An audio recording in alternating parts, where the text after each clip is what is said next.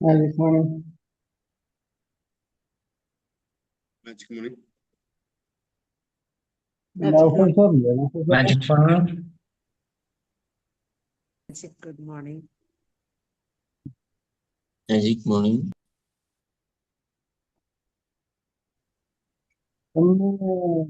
Anchor ഉണ്ടാവില്ല കേട്ടോ. Officer anchor ഇല്ല കൈകാര്യം ചെയ്യണം. നമ്മുടെ ഇന്നത്തെ സെക്ഷൻ കൈകാര്യം ചെയ്യുന്നത് വിനീത മാമാണ്. വിനീത മാമിനെ സ്വാഗതം ചെയ്യാണ്. Thank you, ma'am. Thank you. Thank you so much. എല്ലാവർക്കും പ്രഭാതവന്ദനം. എല്ലാവർക്കും സുഖല്ലേ? നല്ലൊരു മെഡിറ്റേഷൻ ഒക്കെ കഴിഞ്ഞ് വളരെ ഹാപ്പി ആയിട്ടിരിക്കുകയായിരിക്കും അല്ലെ? മാം, ടൈം എത്ര മണി വരെയാണ് ഒന്ന് പറയാമോ? 6:15 വരെയാ? 20 വരെയൊക്കെ പോകാമോ? 20, 25 വരെ കുഴപ്പമില്ല. Okay okay okay, thank U. അപ്പോ വീണ്ടും ഈ ഒരു 5 AM ക്ലബില് 2223 ദിനത്തില് വീണ്ടും എനിക്കൊരു അവസരം തന്നതിന് ഇതിന്റെ പിന്നണി പ്രവർത്തകരോട് അല്ലെങ്കിൽ ഇതിന്റെ സംഘാടകരോട് സ്നേഹവും നന്ദിയും അറിയിക്കുന്നു. പ്രത്യേകിച്ച് ഷൈനി മാമിനോട്. മാമായിട്ടാണ് കോണ്ടാക്ട് ഉള്ളത്. ഒരുപാട് സന്തോഷം ഈ ഒരു പ്ലാറ്റ്ഫോമിലേക്ക് വീണ്ടും വരാൻ പറ്റിയതില്. ഞാനിങ്ങനെ വെറുതെ ഈ ഒരു ഇത് ഓർത്തു. അപ്പോ മാണി സാറിനെയാണ് ഓർത്തെ. ക്യാമറ ഓൺ ചെയ്തിരിക്കാറുണ്ടല്ലോ. തൊട്ടടുത്തിരിക്കുന്ന സാറിന്റെ പേരെനിക്ക് അറിഞ്ഞൂടാ. റെഡ്മീന്നാ കിടക്കണേ. എനിവേ, ക്യാമറ ഓൺ ചെയ്തിരിക്കുന്നതിന് ഒരു സ്പെഷ്യൽ താങ്ക്സ്. പറ്റുന്നവര് ക്യാമറ ഓൺ ചെയ്ത് വരാൻ നോക്കാം. ഓക്കെ, നമുക്ക് ഞാനൊരു ചെറിയൊരു ചോദ്യമാണ് ചോദിക്കുന്നത്. ഇത്രയേ ഉള്ളൂ. നമ്മളുടെ ചുറ്റുപാടും കുറേ പേര് വളരെ സന്തുഷ്ടമായിട്ട്, സന്തോഷത്തോടെ, സമാധാനത്തോടെ ജീവിക്കുന്ന ഒരു വിഭാഗമുണ്ട്. തൊട്ട് അടുത്തായിട്ട് നമുക്ക് കാണാൻ വളരെ സങ്കടപ്പെട്ട് വിഷമിച്ച് ജീവിക്കുന്ന ഒരു വിഭാഗം.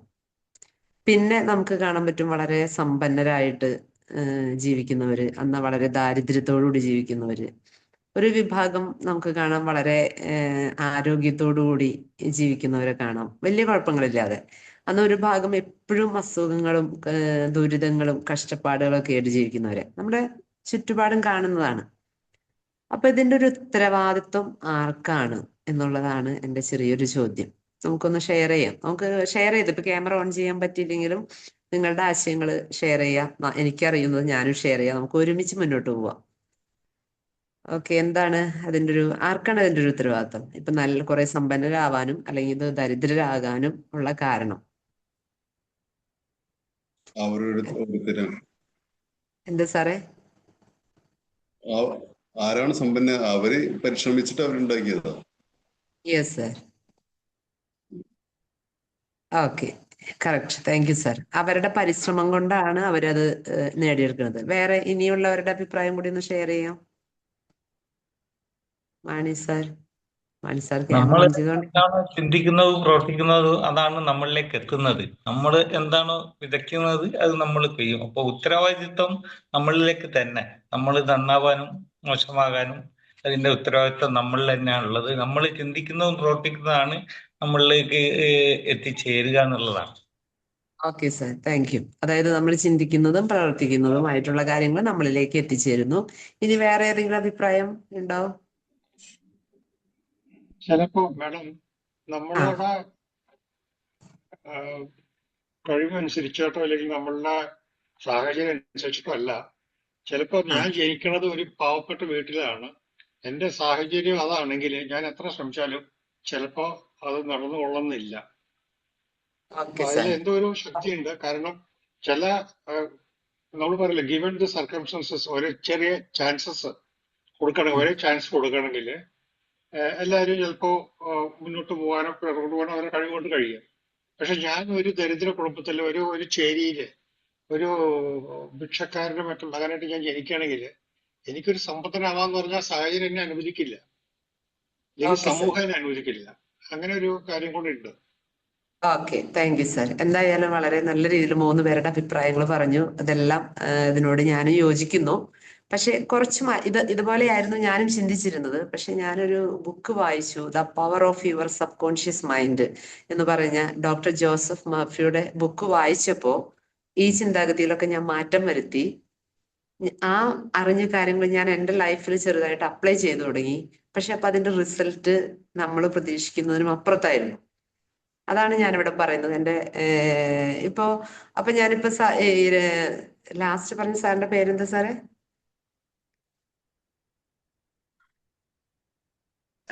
Vincent okay. Vincent Vincent sir. Vincent okay. അപ്പൊ സാറ് പറഞ്ഞു അതിന് പുറകിൽ ഒരു ശക്തി ഉണ്ട് എന്ന് പറഞ്ഞു. അപ്പൊ ഞാൻ ചോദിക്കുകയാണ്, എല്ലാവരോടും കൂടി ചോദിക്കുകയാണ്, അത് ഗോഡാണോ, ദൈവമാണോ ആ ഒരു ശക്തി എന്ന് പറയുന്നത്?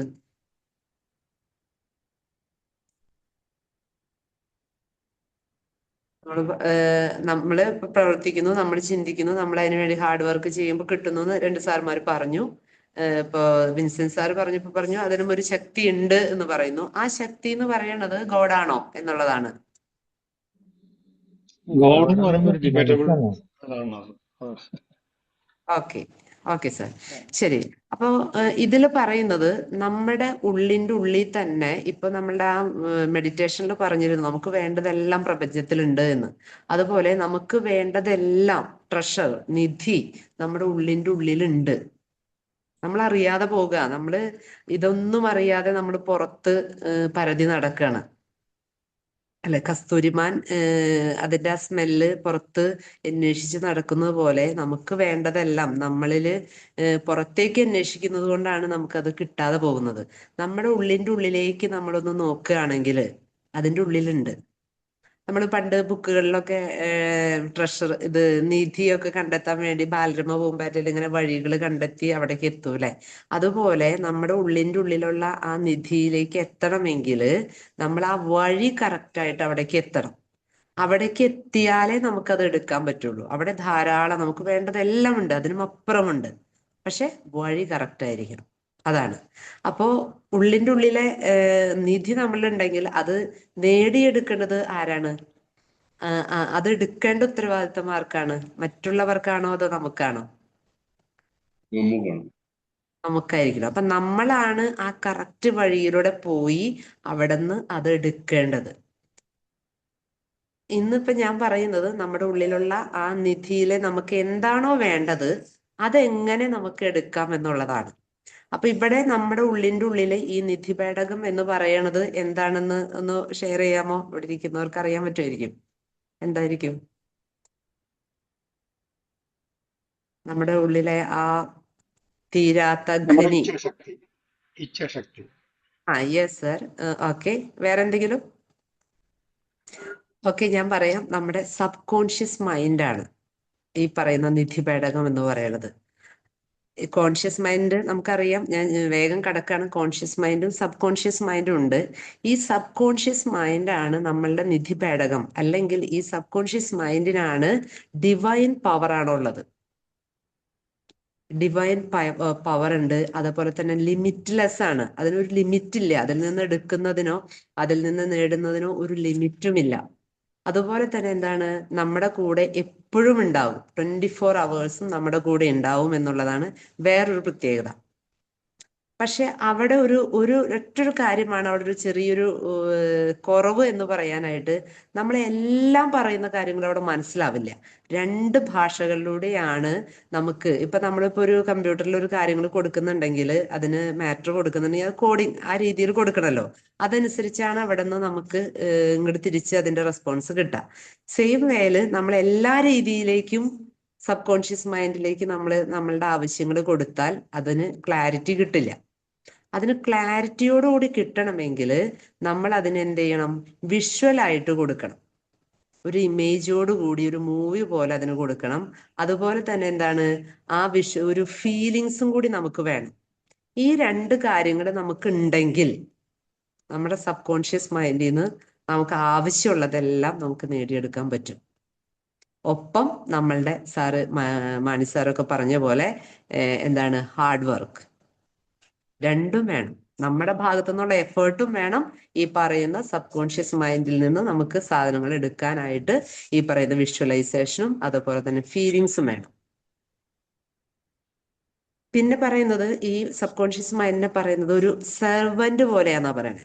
നമുക്കറിയാലേ, നമ്മുടെ വീട്ടിൽ സെർവൻ്റ് ഉണ്ടെങ്കിൽ നമുക്ക് എന്താണോ വേണ്ടത് ആ കാര്യങ്ങൾ പറഞ്ഞാൽ അത് അതേപടി നമുക്ക് ചെയ്തു തരും, അല്ലേ? അങ്ങനെയാണ്. സെയിം വേ നമ്മുടെ സബ് കോൺഷ്യസ് മൈൻഡിനോടും നമുക്ക് ആവശ്യമുള്ള കാര്യങ്ങൾ നമ്മൾ പറയുകയാണെങ്കിൽ, കൃത്യമായിട്ട് ക്ലാരിറ്റിയോടുകൂടി പറയുകയാണെങ്കിൽ അത് നമുക്ക് ചെയ്തു തരും എന്നുള്ളതാണ് പറയുന്നത്. അപ്പൊ ഞാനൊരു ഇവിടെ ഇരിക്കുന്നവരോട് ഒരു എക്സാമ്പിൾ ഞാൻ ചോദിക്കുകയാണ്. നിങ്ങൾക്ക് നേടിയെടുക്കേണ്ട അല്ലെങ്കിൽ നിങ്ങൾ തീവ്രമായി ആഗ്രഹിക്കുന്ന ഒരു കാര്യം ഒന്ന് പറയാമോ? ഒരൊറ്റ കാര്യം, അതെന്താണെന്ന് പറഞ്ഞാൽ മതി. അതെങ്ങനെ നമുക്ക് നമ്മുടെ സബ് കോൺഷ്യസ് മൈൻഡിലേക്ക് എത്തിച്ച് അത് നമുക്ക് നേടിയെടുക്കാൻ എന്തൊക്കെ ചെയ്യണം എന്ന് നമുക്കൊന്ന് പറഞ്ഞു പോവാം. കുറേ കാര്യങ്ങൾ പറയുന്നതിനേക്കാൾ നല്ലത് ഏതെങ്കിലും ഒരു സ്പെസിഫൈ ചെയ്ത് പോകുന്നതായിരിക്കില്ലേ? അതുകൊണ്ടാണ് ഞാൻ ചോദിച്ചേ. ഉണ്ടെങ്കിൽ ആർക്കെങ്കിലും ഒന്ന് ഷെയർ ചെയ്യാം. ഒറ്റ കാര്യം, എന്താണോ നമുക്ക് വേണ്ടത്. ചിലവരുടെ ആഗ്രഹം നല്ലൊരു വീട് പണിയാനായിരിക്കും, ചിലവരുടെ ആഗ്രഹം ഒരു മക്കൾക്കൊരു കുഞ്ഞി മോൻ ഉണ്ടാവാനായിരിക്കും, ചിലവർക്ക് ജോലി കിട്ടാനായിരിക്കും, ചിലവർക്ക് ഏതെങ്കിലും സ്ഥലങ്ങളിലേക്ക് പോകാനായിരിക്കും. എന്താണോ എങ്കിലും ഒരെണ്ണം ഒന്ന് പറയാം ആർക്കെങ്കിലും.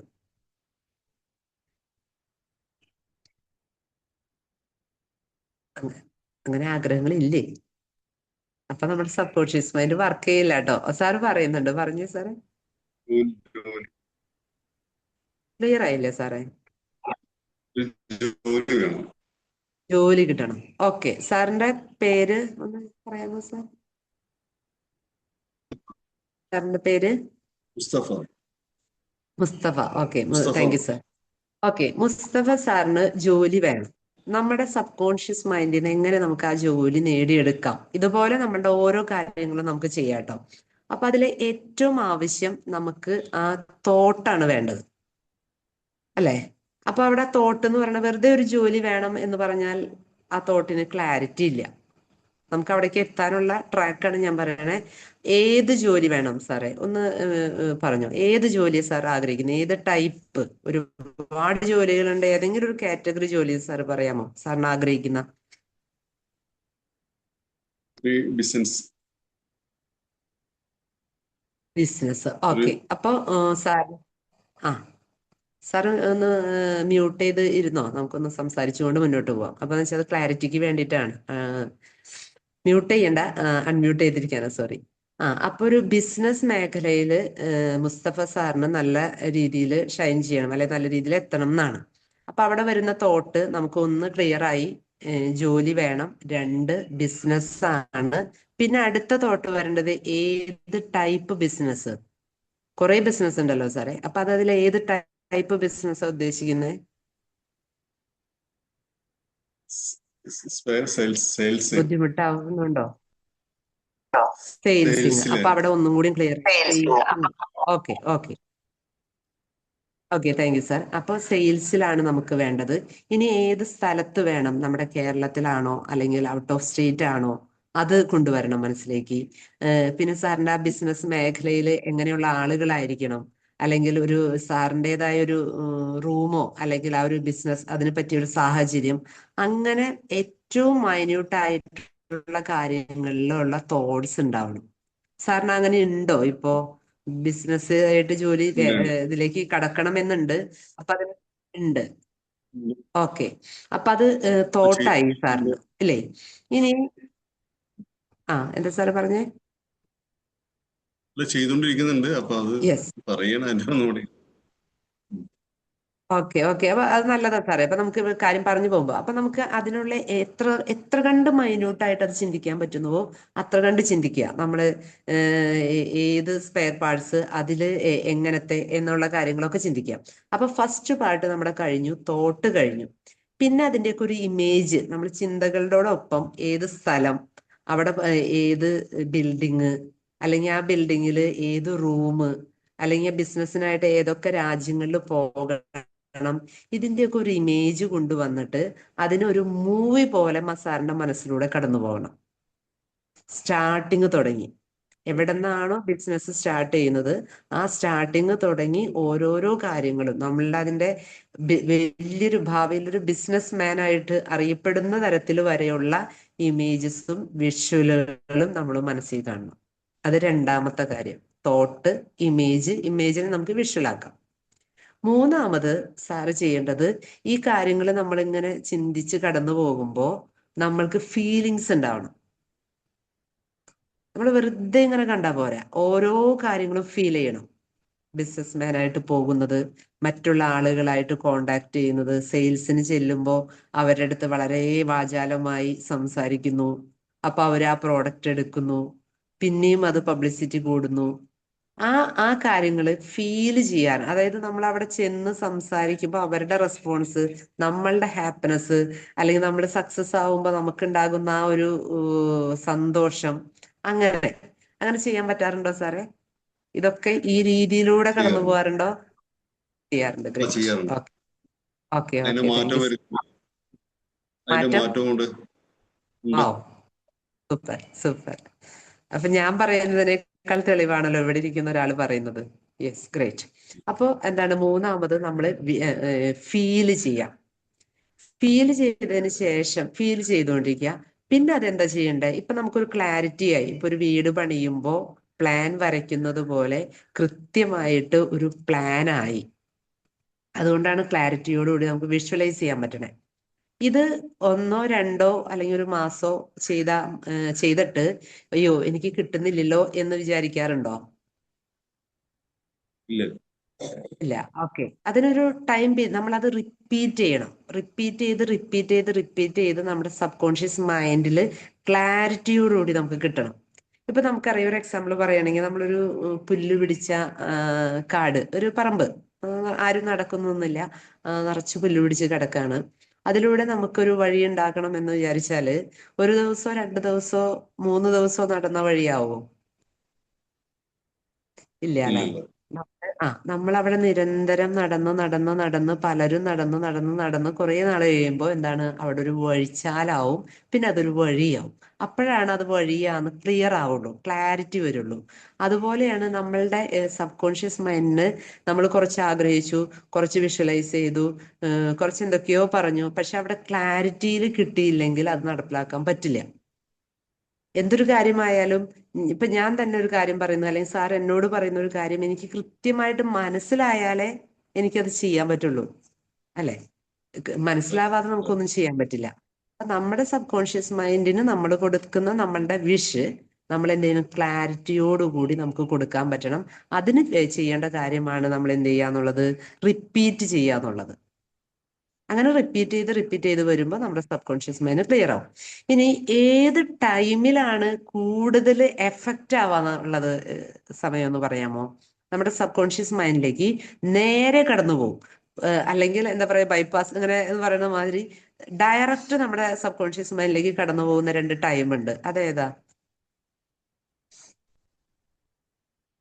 ശാന്തമായ സ്ഥലം.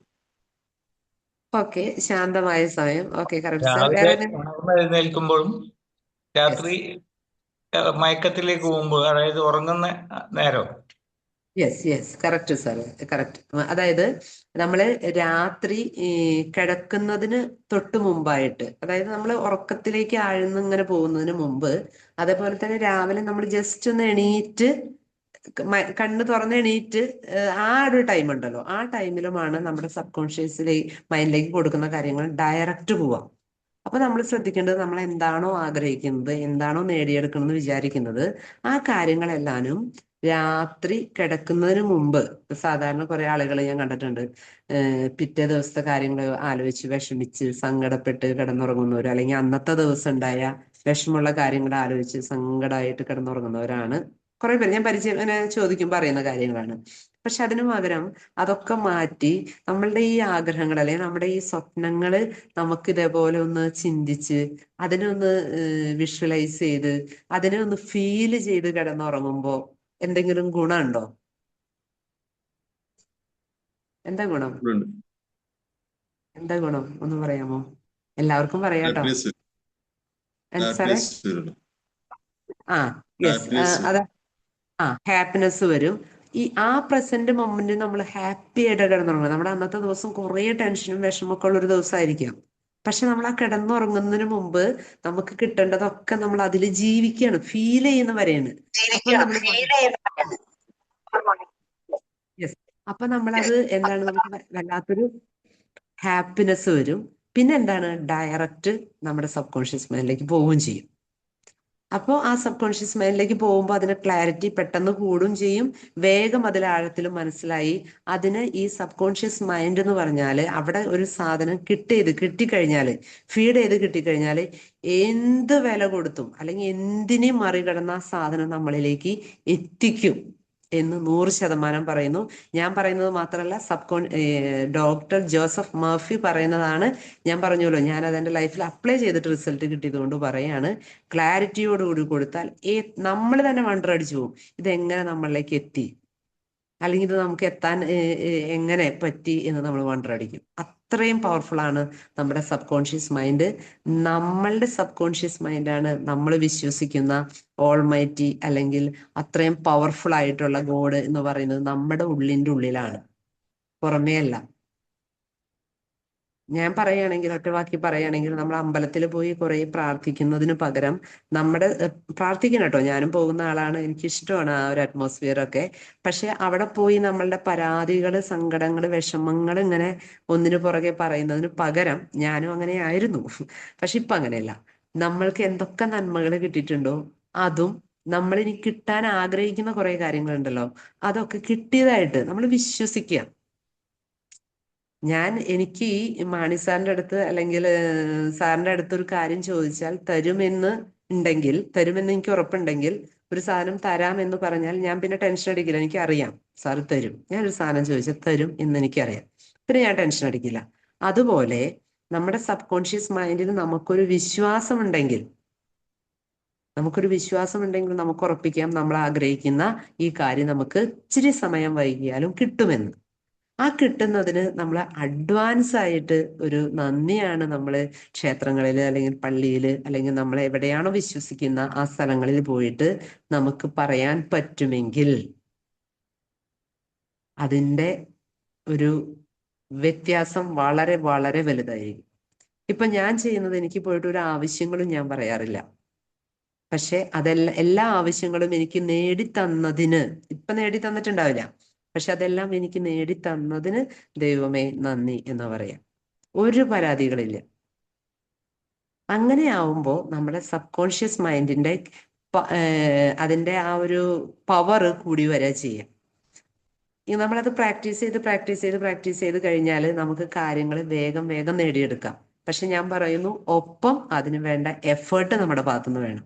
പക്ഷെ ആ എഫേർട്ട് ചിലപ്പോൾ നമുക്ക് 100% നമ്മളുടെ സാഹചര്യങ്ങൾ കൊണ്ട് ചിലപ്പോൾ പറ്റിയെന്ന് വരില്ല. പക്ഷെ അവിടെയാണ് നമുക്ക് ഈ സബ് കോൺഷ്യസ് മൈൻഡ് പവർ നമുക്ക് കിട്ടുന്നത്.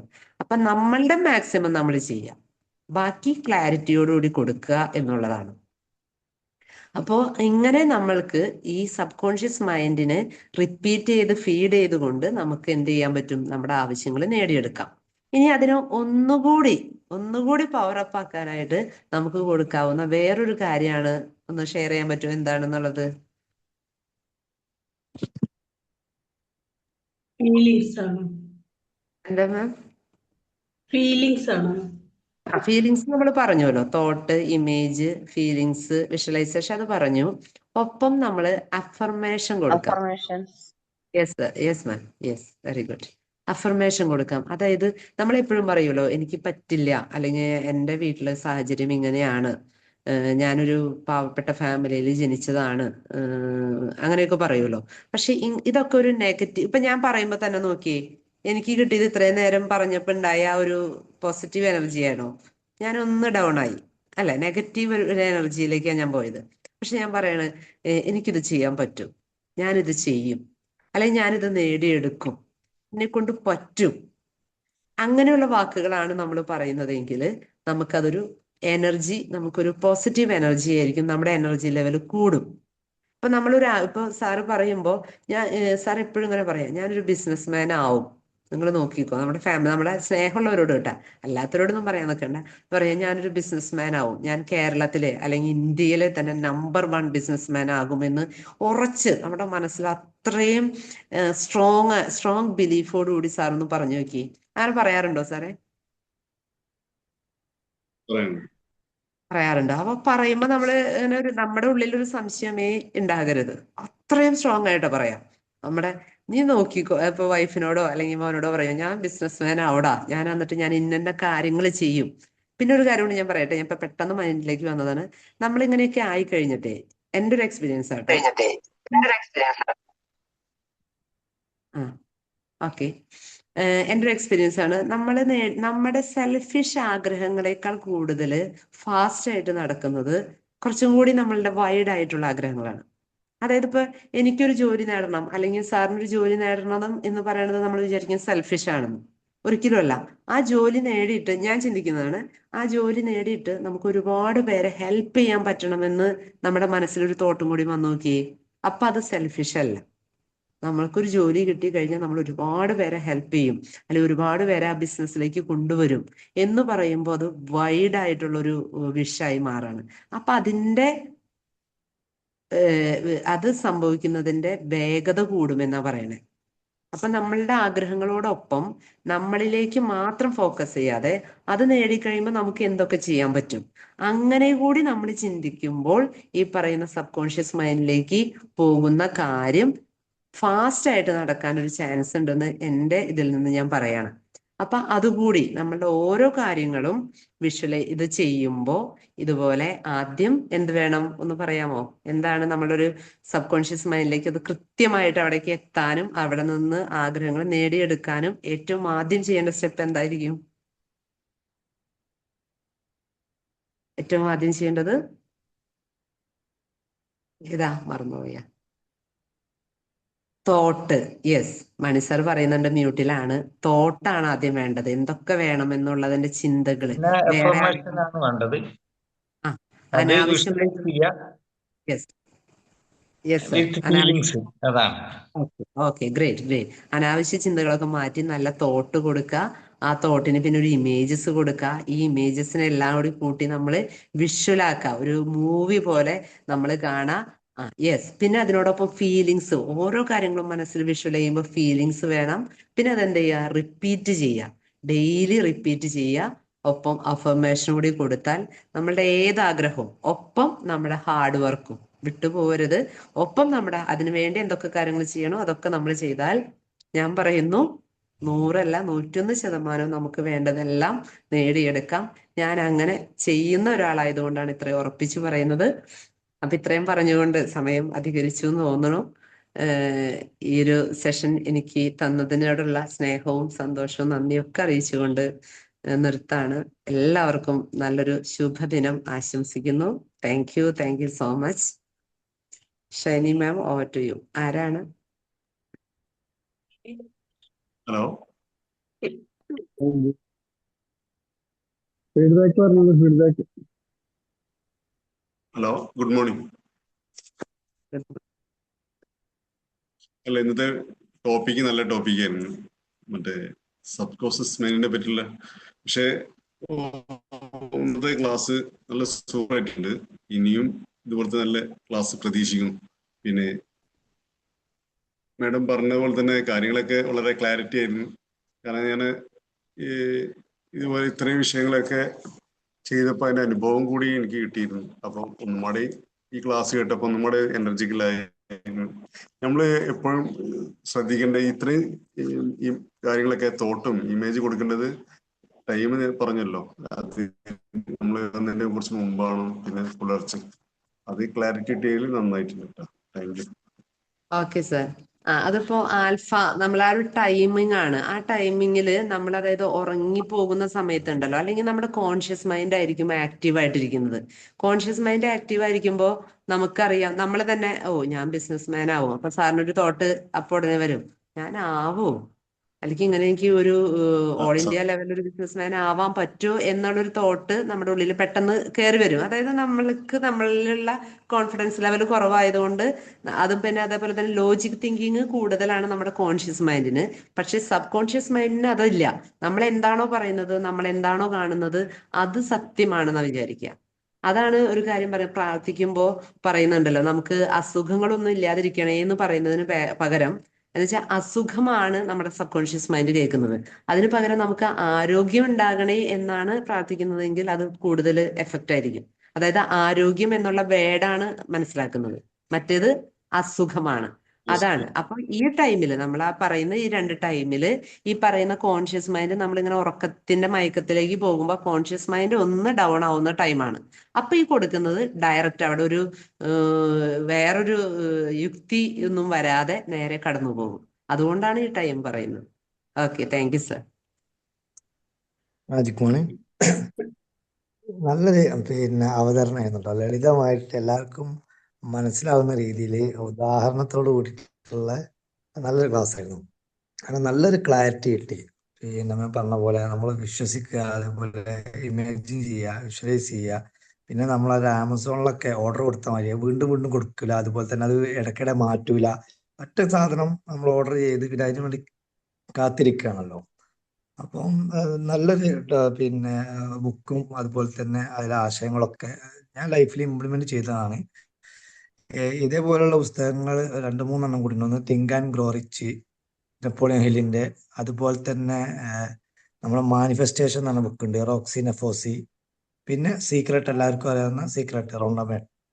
ഇതൊക്കെ ഈ ഒരു പുസ്തകവുമായിട്ട് ബന്ധപ്പെട്ടുള്ള പുസ്തകമാണ്. ഇതൊക്കെ ഈ 4 പുസ്തകങ്ങളും വായിക്കുക, അതിൽ പറയുന്ന കാര്യങ്ങൾ ഇംപ്ലിമെന്റ് ചെയ്യുക. വിഷ്വലൈസേഷൻ, അഫർമേഷൻ, ഗ്രാറ്റിറ്റ്യൂഡ്, ഫോർഗീവ്നെസ്, ഇതൊക്കെ നമ്മൾ പ്രാക്ടീസ് ചെയ്താൽ മാഡം പറഞ്ഞത് 100% സത്യമാവും. വിചാരിക്കുന്നത് അതിനു വേണ്ടി എഫേർട്ട് എടുക്കുക, അല്ലെങ്കിൽ നമ്മൾ അതിനെക്കുറിച്ച് തീവ്രമായിട്ട് ആഗ്രഹിക്കുക. ഈ പ്രപഞ്ചം മുഴുവൻ നമ്മുടെ കൂടെ നിൽക്കുന്ന ആൽക്കെമിസ്റ്റിൽ പറഞ്ഞത്.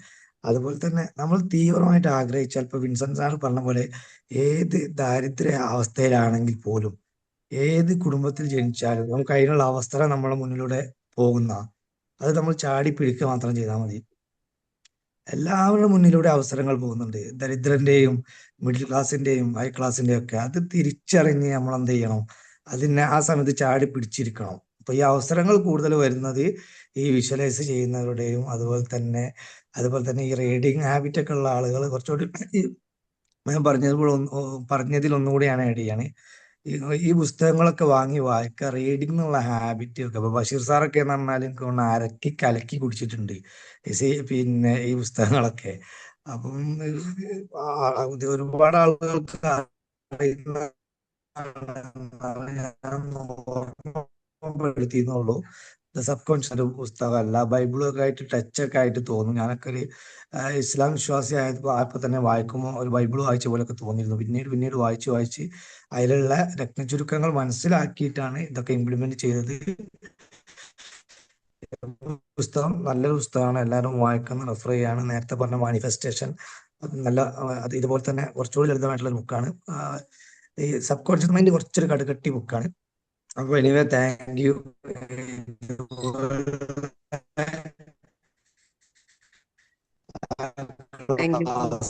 ഇനിയും പ്രതീക്ഷിക്കുന്ന നല്ല പോസിറ്റീവായ എനർജി അവർക്ക് അതിന് കിട്ടുന്നുണ്ട്. Thank you sir, thank you very much. Good morning ma'am. നല്ലൊരു പ്രസന്റേഷൻ ആയിരുന്നു, നല്ലൊരു സബ്ജക്റ്റ് ആയിരുന്നു. നമ്മുടെ സബ് കോൺഷ്യസ് മൈൻഡ് ഉപയോഗിച്ച് എങ്ങനെ നമുക്കൊരു ലക്ഷ്യം നേടാമെന്നുള്ളത് അത് വളരെ ക്ലാരിറ്റി ആയിട്ട് മൈന്യൂട്ടായിട്ട് തന്നെ ഓരോ പോയിന്റ് ബൈ ആയിട്ട് നാം അത് പറഞ്ഞു തന്നു. എങ്ങനെയാണത് ചിന്തിക്കേണ്ടതെന്നും അത് ഇമേജിലൂടെ എങ്ങനെ കൊടുക്കണം, അത് വിഷ്വലൈസ് ചെയ്യുക, അത് കറക്റ്റായിട്ട് റിപ്പീറ്റ് ചെയ്ത് നമ്മുടെ അഫർമേഷനിലൂടെയും ഹാർഡ് വർക്കിലൂടെയൊക്കെ നേടിയെടുക്കുക. അത് വളരെ ലളിതമായിട്ട് വളരെ നന്നായിട്ട് ക്ലാരിറ്റിയോടുകൂടി തന്നെയാണ് മാം ഇന്ന് ക്ലാസ് നമുക്ക് തന്നത്. വളരെ നല്ലൊരു ക്ലാസ് ആയിരുന്നു. അതൊരു പ്രത്യേകമായിട്ട് ഭയങ്കര ഒരു മാമിന്റെ പ്രസന്റേഷൻ വളരെ ശാന്തമായിട്ട് നമ്മളിലേക്ക് അത് ഇങ്ങനെ നമ്മളുടെ ഉള്ളിലേക്ക് തന്നെ അത് കറക്റ്റായിട്ട് എത്തുന്ന രീതിയിലായിരുന്നു മാം. വളരെ ഏത് സാധാരണക്കാർക്കാണെങ്കിലും ഒരു മേളിലുള്ള ഒരാളാണെങ്കിലും കറക്റ്റ് മനസ്സിലാകുന്ന രീതിയിലുള്ള ഒരു പ്രസന്റേഷൻ ആയിരുന്നു. വളരെ നല്ലൊരു class ma'am. Okay, thank you ma'am. Thank you very much. ഇനിയും thank you very much. Good morning Vineetha ma'am. വളരെ നന്നായിരുന്നു. ഒരു വ്യത്യസ്ത ശൈലിയിൽ നല്ല നമുക്കൊക്കെ ആത്മവിശ്വാസം പകരുന്ന രീതിയിൽ വളരെ സന്തോഷത്തോടെ ലളിതമായിട്ട് നമ്മൾ ഈ കാര്യങ്ങൾ നമ്മൾക്ക് ഓരോ ഇത് ഷൈനി മാം പറഞ്ഞ മാതിരി ഓരോ കാര്യം മൈന്യൂട്ടായിട്ട് നമ്മളിലേക്ക് എത്തിയിട്ടുണ്ട്. അതിന് നന്ദി പറയാണ്. നല്ലൊരു പ്രസന്റേഷൻ തന്നെയായിരുന്നു. കേട്ടിരിക്കാൻ ഇങ്ങനെ നല്ല സുഖം ഉണ്ടായിരുന്നു. അതുപോലെ പെട്ടെന്ന് തീർന്നു പോയല്ലോ എന്നുള്ള ഒരു ഇതാണ് ഉണ്ടായത്. ഇനിയും കൂടുതൽ നല്ല നല്ല ക്ലാസ്സുകളായിട്ട് വരണം എന്നാണ് പറഞ്ഞത്. ഇന്ന് പറഞ്ഞ കാര്യങ്ങളെല്ലാം നമുക്ക്, അതായത് നിധിപേട നമ്മുടെ ഉള്ളിൽ തന്നെയാണെന്നുള്ളതും, നമ്മളെ പവർ ഓഫ് സബ് കോൺഷ്യസ് മൈൻഡിനെ എത്രയും വൃത്തിയായിട്ടാണ് ഇന്ന് നമുക്ക് ലഭിച്ചത്. Thank you very much. നന്നായിരുന്നു. കാരണം കൂടുതൽ പോയിന്റ് ഒന്നും ഞാൻ പറഞ്ഞില്ല, എല്ലാവരും പറഞ്ഞിട്ടുണ്ടല്ലോ. നന്നായിരുന്നു, ഉള്ളിലുണ്ട്. Thank you very much. Thank you sir, thank you very much. ഇപ്പൊ ഇനി താങ്ക് യു ഇറങ്ങല്ലേ? Vineetha ma'am. Okay sir, thank you. Thank you Vineetha ma'am. Thank you very much. നല്ലൊരു ക്ലാസ്. ഇപ്പൊ എല്ലാവരും എല്ലാവർക്കും പറഞ്ഞ പോലെ എനിക്ക് വേറെ പ്രത്യേകിച്ച് പറയാനൊന്നുമില്ല. എങ്കിലും മുസ്തഫ സാറിനെ ഒരു ഒബ്ജക്റ്റ് ആക്കിക്കൊണ്ട് അതിന്റെ ആ സ്റ്റെപ്പ് ബൈ സ്റ്റെപ്പ് പറഞ്ഞു തന്നപ്പോ ഞങ്ങൾക്കും അത് വിഷ്വലൈസ് ചെയ്യാൻ പറ്റി. എങ്ങനെയാണ് നമ്മളുടെ ആഗ്രഹം സാധിച്ചെടുക്കാനുള്ള വഴി അത് മനസ്സിലാക്കി തന്നു. അതുപോലെ തന്നെ സബ് കോൺഷ്യസ് മൈൻഡിലേക്ക് എങ്ങനെയാണ് കയറി ചെല്ലേണ്ടതെന്നുള്ള കാര്യം മണിസാറ് ആദ്യം പറഞ്ഞതും മാഡം അതൊന്നും കൂടെ അത് വ്യക്തമാക്കി. വളരെ നന്ദിയാണ്. എല്ലാവർക്കും മനസ്സിലാവുന്ന താങ്ക് യു ഭാഷയിൽ സർ. എല്ലാവരും പറഞ്ഞ പോലെ തന്നെ സരളമായ ഭാഷയിൽ പറഞ്ഞപ്പോഴാണ് അത് കൂടുതൽ മനോഹരമായത് തോന്നിയത്. Thank you very much. Thank you sir, thank you very much. എല്ലാവരുടെയും ഫീഡ്ബാക്ക് കൂടുതൽ എനിക്ക് എനർജി നൽകുന്നു. ഞാനപ്പോ ഒന്ന് ഇറങ്ങല്ലേ എന്ന് വെച്ചാലേ എനിക്ക് മോൻ വിടണം. അപ്പോ ഓക്കെ മാം. ഇത്രയും നല്ലൊരു ക്ലാസ് എടുത്ത വിനീത മാമിന് thank you ma'am. Thank you ma'am, thank you very much. Thank U. ഞാൻ ഒരുപാട് thank you Vinitha ma'am. Thank you all. Thank you. Thank you very much. Thank you all.